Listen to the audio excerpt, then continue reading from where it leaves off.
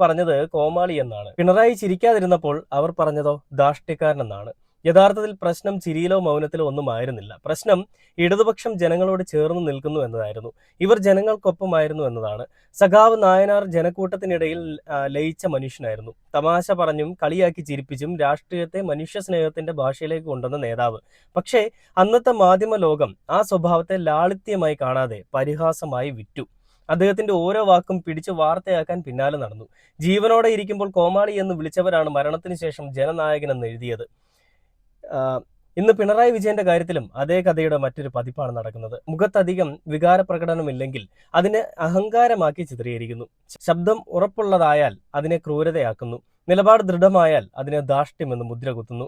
കാരണം ഒന്നേയുള്ളൂ: രാഷ്ട്രീയമായി നേരിടാൻ കഴിയാത്തവരെ വ്യക്തിപരമായി ആക്രമിക്കേണ്ടി വരുന്ന ദൗർബല്യം. കേരളത്തിൽ വികസനത്തിന്റെ പെരുമഴ പെയ്ത 10 വർഷക്കാലമാണ് കഴിഞ്ഞുപോയത്.